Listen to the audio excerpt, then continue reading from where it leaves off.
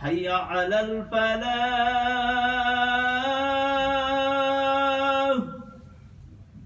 حي على الفلاح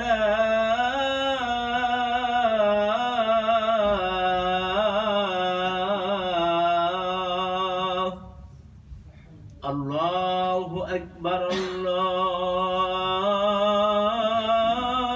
الله أكبر لا إله إلا الله.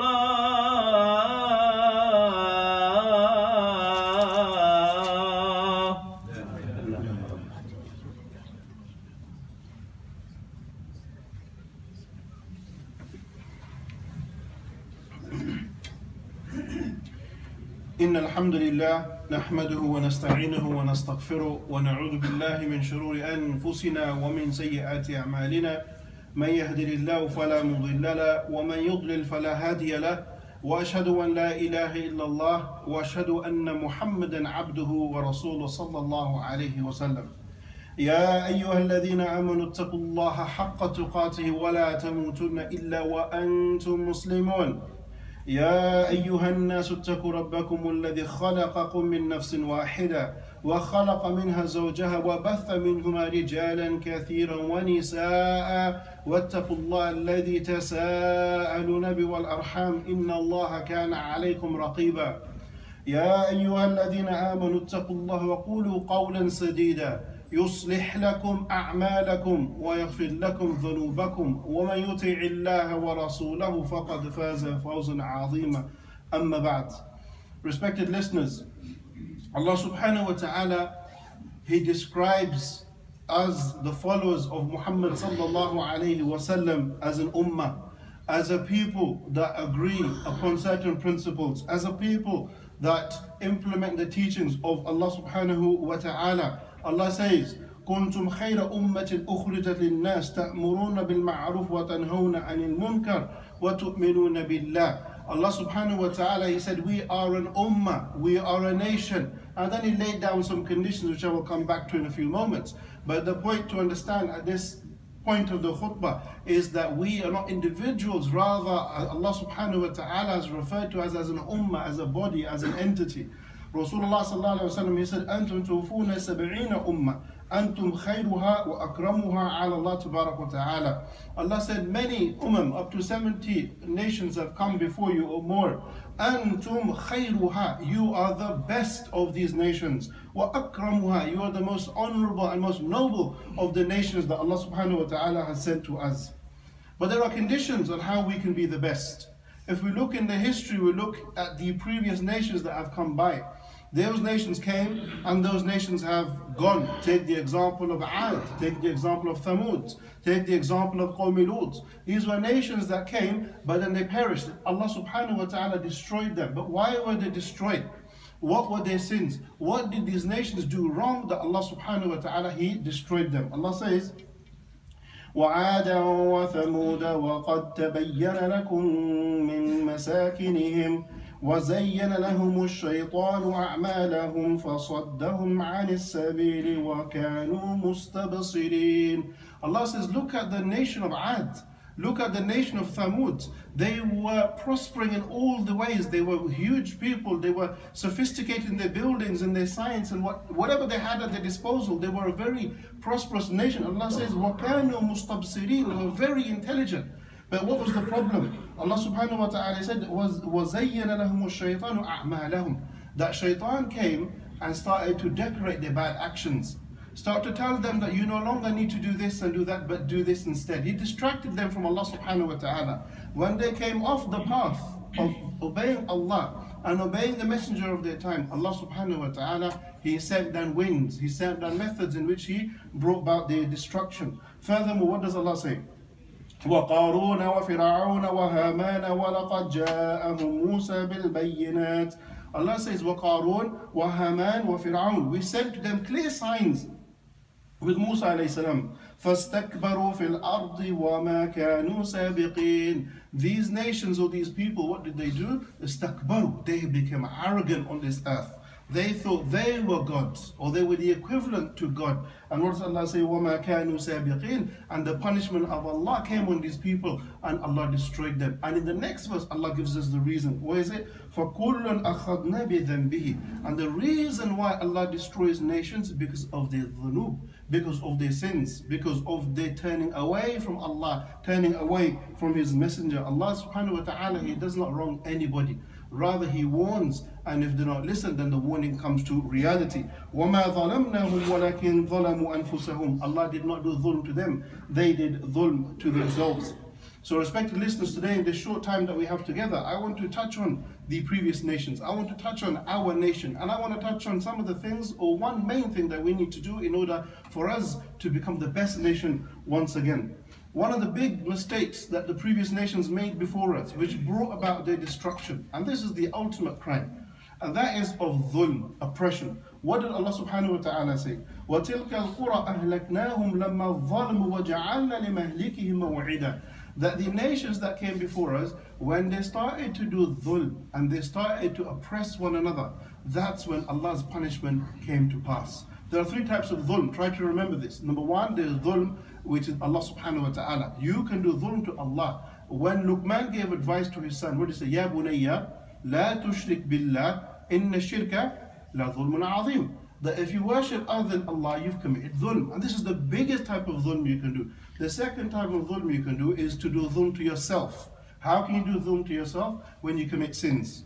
Every time you disobey Allah, you get a stain on your heart. You go further and further away from Allah subhanahu wa ta'ala. And this is a dhulm you are doing to yourself. The third and final type of dhulm, my respected listeners, is the dhulm that we do to other people. If you owe somebody money and you don't pay them. If you have rights to another person, you don't fulfill their rights. You don't respect your parents. You don't look after your husband or your wife. These are rights to other people. If you do not fulfill them, then you're also committing a type of dhulm, and Allah is going to hold you account for that. But going back to the ummah, going back to a nation, there's a beautiful statement that Shaykh al-Islam, he makes mention of. He says, إِنَّ الدُّوَلْ تَزُولْ مَعَ الظُّلْمِ وَلَوْ كَانَتْ مُسْلِمَةً. He said nations are destroyed. And they're destroyed once they become oppressive. Even if, he said, they are Muslim. Even if they are praying people. They worship Allah subhanahu wa ta'ala, but they do dhulm to themselves and to other people. Shaykh al-Islam ibn Taymiyyah, he said, this will be the beginning of their own destruction. In another subhanallah statement by Shaykh al-Islam, he says, إِنَّ اللَّهَ يُقِيمُ الدَّوْلَ الْعَادِلَةَ وَإِنْ كَانَتْ كَافِرَةً وَلَا يُقِيمُ الدَّوْلَ الظَّالِمَةَ وَإِنْ كَانَتْ مُسْلِمَةً. Beautiful statement. Shaykh al-Islam ibn Taymiyyah, he said that Allah Almighty will establish a nation in kanat kafira, even if they are disbelievers in Allah, but they are just. The nation will be prosperous. And then what did Allah say? وَلَا يُقِيمُ الدَّوْلَ الظَّالِمَةَ. An oppressive nation will never prosper, even if they are Muslims, even if they are worshipping Allah subhanahu wa ta'ala. So the essence of the discussion is that of dhulm. The second problem that afflicted the nations that came before us was to overindulge in the luxuries of this dunya. Rasulullah sallallahu alaihi wasallam, he said, "Inna likulli ummatin fitna, wa inna fitnati ummati al-mal." He said every nation had a fitna, the test. And my nation, I don't fear for them poverty. He said the opposite. I fear for them what? Too much money. When they get too much money, what happens? You don't need God anymore. What's the significance of Allah in your life? You have the cars, you have the money, you have the heating, you have everything you need. Allah just becomes symbolic. Your heart is no longer attached to Allah subhanahu wa ta'ala. Just like the previous nations, just like Ad and Thamud. When they reach the pinnacles of the dunya, they've achieved what they want to achieve. They're enjoying life to the max. That's what they say, right? Enjoy life to the full. When you enjoy life to the full, why do you need Allah? And Allah says this is the state of the people. That when Allah blesses you and Allah gives you, you start to forget Allah subhanahu wa ta'ala. And this is one of the reasons to why the people before us, they were destroyed. Allah says, زُيِّنَ لِلنَّاسِ حُبُّ الشَّهَوَاتِ مِنَ النِّسَاءِ وَالْبَنِينَ وَالْقَنَاطِيرِ الْمُقَنطَرَةِ مِنَ الذَّهَبِ وَالْفِضَّةِ وَالْخَيْلِ الْمُسَوَّمَةِ وَالْأَنْعَامِ وَالْحَرْثِ ذَلِكَ مَتَاعُ الدُّنْيَا. Allah says that this world has been made to look beautiful for you. And He starts off by saying, الشَّهَوَاتِ مِنَ النِّسَاءِ. That the women, they look beautiful to us. We get overdone by their beauty. Allah says then, وَالْبَنِينَ. And your children, they make you do things that you wouldn't normally do. وَالْقَنَاطِيرِ وَالْمُقَنْطَرِ مِنَ الذَّهَبِ وَالْفِضَّةِ, and gold and silver, talking about money. These are the pleasures of this dunya. When we start chasing these pleasures of this dunya and we forget Allah subhanahu wa ta'ala, Allah said the previous nations, they were destroyed for this very same reason. A third reason that brings about the destruction of nations, respected listeners, is that of not showing your blessings or being grateful to Allah Almighty. Allah says, لَإِن شَكَرْتُمْ لَأَزِيدَنَّكُمْ وَلَإِن كَفَرْتُمْ إِنَّ عَذَابِي لَشَدِيدٌ. That verily Allah says, if you are grateful to me, I will give you more. وَلَإِن كَفَرْتُمْ, but if you are ungrateful for the blessings I have given you, إِنَّ عَذَابِي لَشَدِيدٌ, then verily my punishment is more severe. So Allah subhanahu wa ta'ala gives, and we need to show gratitude for what Allah has given us in this life. The fourth reason to the destruction of the nations that came before us is the rise of hypocrites, munafiqun. Allah subhanahu wa ta'ala tells us that there are three types of people: the believers, the disbelievers, and then you have those that look like believers, but the internal state has nothing to do with al-Islam. Rasulullah sallallahu alaihi wasallam, he said, إِذَا وُصِّدَ الْأَمْرُ إِلَى غَيْرِ أَهْلِهِ فَانْتَظِرُوا السَّاعَةَ. That when responsibilities, positions where you have to look after people, manage people's affairs, if these positions and responsibilities are given to people who have no fear of Allah, no knowledge of deen of Allah subhanahu wa ta'ala, then the Prophet ﷺ said, just wait for the hour to come, meaning your destruction is coming soon. Now those people who lead you, be that as head of state, be that as your community, be that wherever you are, if they are the people who have no knowledge of Islam, no direction, then the Prophet ﷺ, just wait for your own destruction. So the people having positions, this is a responsibility and amana from Allah subhanahu wa ta'ala. The next point I want to talk about, and I want to focus on this a little bit more. Allah Almighty has made it mandatory upon us as a ummah. If we want to be successful, كُنْتُمْ خَيْرَ أُمَّةٍ أُخْرِجَتْ لِلنَّاسِ. What was the condition? We are the best of people. This is a conditional sentence. We can only be the best of nations if we do what? He said, تَأْمُرُونَ بِالْمَعْرُوفِ وَتَنْهُونَ عَنِ الْمُنْكَرِ. That if we enjoin the good and we forbid the evil, وَتُؤْمِنُونَ بِاللَّهِ, and we believe in Allah subhanahu wa ta'ala, three things, that's when we will become the best of people, the best of nations. We all believe in Allah, of course, but do we enjoin the good? Do we forbid the evil that's around us? Or do we stay silent when we see things going wrong around us? Listen to the advice of Luqman when he gave advice to his son. The first three advices he gave his son, he said to worship Allah, Tawheed. Number two, he said to do good to your parents. Number three, he said aqim as-salah, establish the prayer. These three things, we can say they're quite personal, one-to-one things, you and your Lord. But what did he say next? Ya bunayya, aqim as-salata wa'mur bil ma'ruf wanha 'anil munkar wasbir 'ala ma asabak inna dhalika min 'azmi al-umur. He said, oh my son, go out. Go out with the people and enjoy that which is good and forbid people from doing that which is wrong. Our religion, my respected listeners, is not one where we sit at home or we sit in the corner of a room and we worship Allah and that's it, that's sufficient. Yes, this is part of the deen, but Allah Almighty has commanded us to go out there and to make change to the society and the community that is around us, to establish the good in our communities and to remove evil or wrong that is in around our societies. Al-amr bil ma'ruf wa nahy anil munkar is a fundamental part of our belief. We are insufficient, or our iman is deficient, if all we're doing is our own worship. Yes, this is good on one perspective, but it's not the whole picture. We have to understand that we have a responsibility to the wider community. Allah says, Ya ayyuhalladhina amanu, qu anfusakum wa ahlikum nara. Allah says, oh you who believe, save yourselves wa ahlikum nara, and save your families. Which means you have to go out there. If you know there's a danger out there which is going to affect your families, Allah says, وَقُوا أَنفُسَكُمْ وَأَهْلِيكُمْ نَارًا. Go and save your families. The problems that are taking place in your society, you have to remove them. You have to try to build a better society around you. Rasulullah, Allah subhanahu wa ta'ala, He commands us. He says to us, تَعَاوَنُوا عَلَى الْبِرِّ وَتَقْوَى وَلَا تَعَاوَنُوا عَلَى الْإِثْمِ وَالْعُدْوَانِ. All of you work together in goodness. Try to bring about goodness in your society. وَلَا تَعَاوَنُوا عَلَى الْإِثْمِ وَالْعُدْوَانِ. And don't work together in bringing about vice or evil and sins in your community, in your societies. Furthermore, Allah tells us one of the key characteristics of the believers is that they enjoin good and forbid evil. That they are active Muslims in their societies. What does Allah say? Al-mu'minuna wal-mu'minatu ba'dhum awliya ba'd. The believing men and the believing women awliya ba'd, they are very close together. They are a family, they are a unit. They come together, and what do? يَأْمُرُونَ بِالْمَعْرُوفِ وَيَنْهَوْنَ عَنِ الْمُنْكَرِ. They come together and they make a positive impact in society. They establish good in their societies, and they forbid or remove evil from and around their societies. Rasulullah he said, مَنْ رَأَ مِنْكُمْ مُنْكَرًا فَلْيُغَيِّرُ بِيَدِهِ فَإِنْ لَمْ يَسْتَطِعْ فَبِلِسَانِهِ وَإِنْ لَمْ يَسْتَطِعْ فَبِقَلْبِهِ وَذَلِكَ أَضْعَفُ الْإِيمَانِ. That if you see an evil around you, the Prophet ﷺ, he said, try to change that with your hand. Take some physical action. If you're unable, then do that with your tongue. If you're unable, then at least hate the evil around you in your heart. And if that's the case, that's the weakest of Iman. I'll give you a scenario, or some scenarios. In our societies, what are the problems we see around us? We see problems of knife crime. We see a problem of drugs. We have problems with our youth. Many of us, we cover it up, but we have problems with our youngsters. Our daughters are not listening. Our sons are not listening. Tonight is Friday. Many of them, Friday night, they're going to dress up and go out tonight. It's December. People are going to have fun tonight. We have problems in our community. We have problems in our societies. And Allah subhanahu wa ta'ala is saying that you have to come together and resolve these issues. You have to bring betterment to your communities and betterment to your societies. And if you do that with your hand, engaging in some kind of activity, that's the best. If you're unable to do that, then at least with your tongue.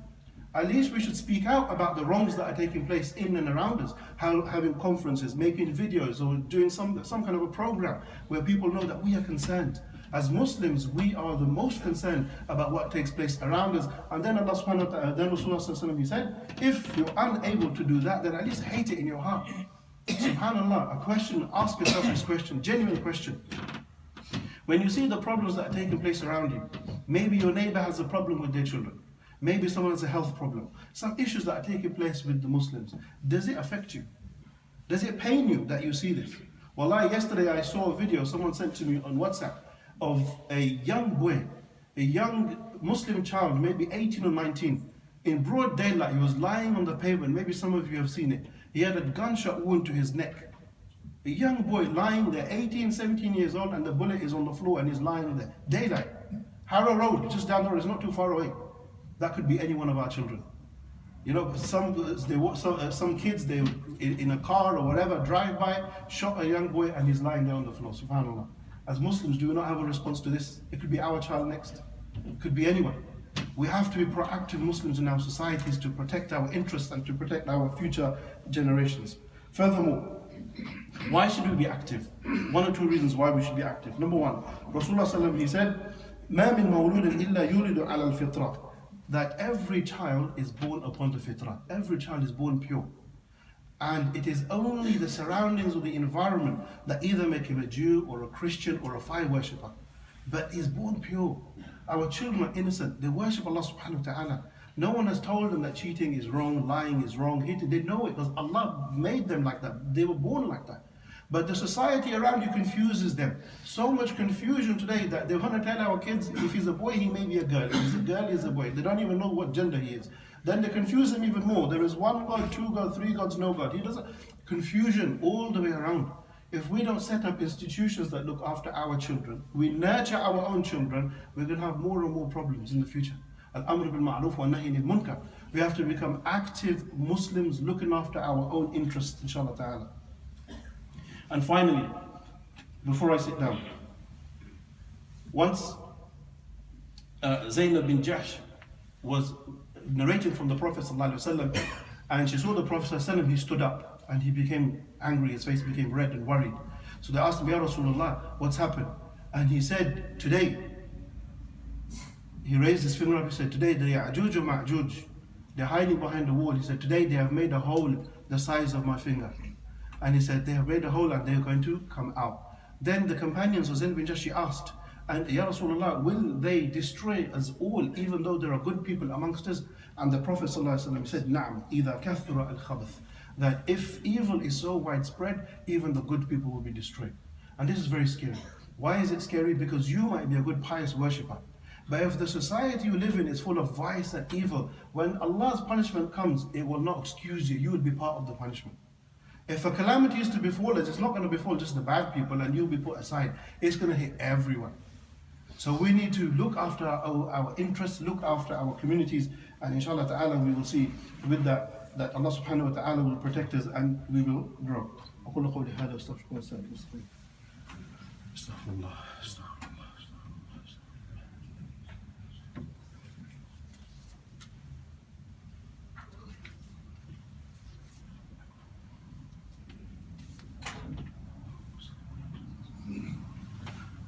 الحمد لله الواحد الصمد الذي لم يلد ولم يولد ولم يكن له كفوا أحد. Respected listeners, we conclude the khutbah inshallah ta'ala, but before we conclude I have a very important message that I would like to give across. First and foremost is that enjoining good and forbidding evil is from amongst the pinnacles of our faith, our iman. We have to make our societies better, we have to make ourselves better, our families better. We cannot be people who think only about ourselves, our own families. We're a ummah, we're a nation. We need to start developing ourselves as a community. We need to start representing ourselves.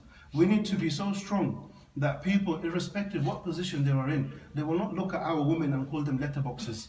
They will not look at them and call them bank robbers. They'll be afraid of the repercussions.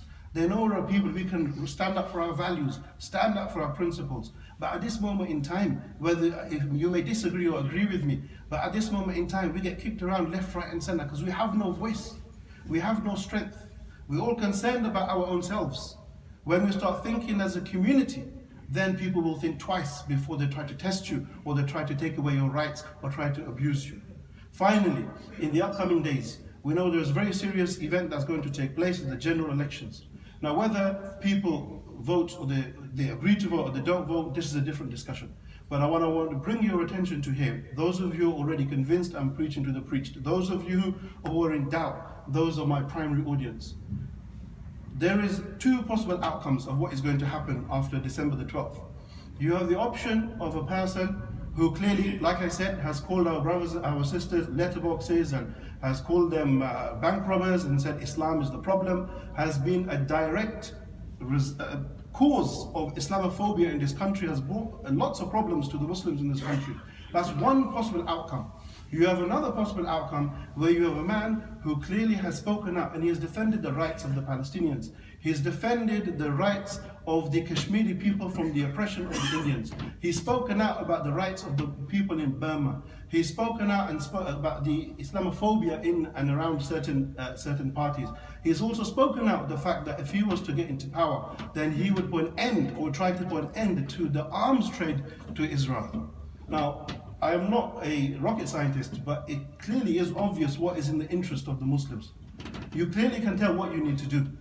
Putting the fiqh aside and putting the disputes aside, you can clearly see what is in the interest of the Muslims. As Muslims, we work towards the betterment of what's good for our communities. Even if we have two evils in front of us, the qa'idah that we have is dar al-mafsada awla min jalb al-maslaha, that we push away as much harm as we can. And we have the option in front of us. Now this is not, we are not saying on the 12th of December we're going to have the Sharia and we're going to have an Islamic governance and everything's going to be great. I'm not saying that, nobody is saying that. But what we are saying is that there is potential of greater harm and less harm. Be active and choose the lesser harm. That inshallah ta'ala we can grow and mature as a community and we can make an influence on December the 12th and bi-idhnillah reduce or improve our conditions. I conclude with the verse كنتم خير أمة أخرجت للناس تأمرون بالمعروف وتنهون عن المنكر وتؤمنون بالله. We are the best of nations, but we can only be the best if we follow the conditions that we enjoin good, we forbid evil, and we worship and obey and submit only to Allah subhanahu wa ta'ala. ربنا آتنا في الدنيا حسنة وفي الآخرة حسنة وقنا عذاب النار. ربنا آتنا في الدنيا حسنة وفي الآخرة حسنة وقنا عذاب النار. اللهم اجعل ممن يستمعون القول فيتبعون أحسنه. اللهم لا تدع لنا ذنبا إلا غفرته ولا هما إلا فرجته ولا كربا إلا نفسته ولا ميتا إلا رحمته ولا مريضا إلا شفيته ولا دينا إلا قضيته ولا غائبا إلا حفظته. اللهم إنا نعوذ بك من النفاق ونعوذ بك من الرياء ونعوذ بك من سوء الأخلاق. اللهم طهر قلوبنا اللهم طهر قلوبنا اللهم إنا نعوذ بك من الهم والحزن ونعوذ بك من العجز والكسل. اللهم اعز الإسلام والمسلمين. اللهم اعز الإسلام والمسلمين. اللهم اعز الإسلام والمسلمين. اللهم انصر إخواننا المستضعفين في دين في سائر الأوطان. اللهم انصر المسلمين في فلسطين، في بلاد الشام، في سوريا، في العراق، وفي بورما، وفي كشمير. اللهم إنا نسألك بأسمائك الحسنى وصفاتك العليا وبرحمتك التي وسعت كل شيء أن تمن على أمتك الرحمة والفوز والنجاة. اللهم اجعل آخر كلامنا في الدنيا لا إله إلا الله محمد رسول الله. اللهم صل على سيدنا محمد وعلى آل محمد كما صليت على إبراهيم وعلى آل إبراهيم إنك حميد مجيد. إن الله وملائكته يصلون على النبي يا أيها الذين آمنوا صلوا عليه وسلموا تسليما. إن الله يأمر بالعدل والإحسان وإيتاء ذي القربى وينهى عن الفحشاء والمنكر والبغي يعظكم لعلكم تذكرون. ولذكر الله أكبر والله يعلم ما تصنعون.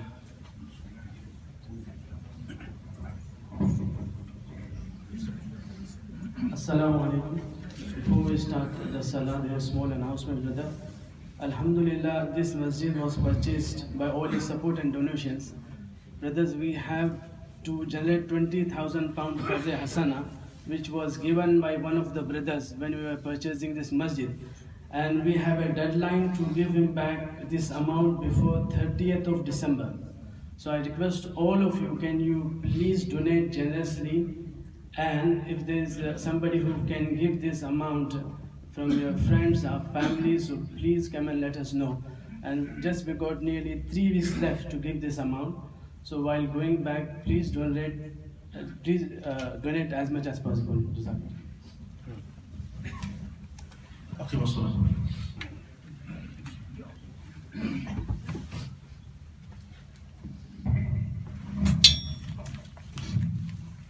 الله أكبر الله أكبر. أشهد أن لا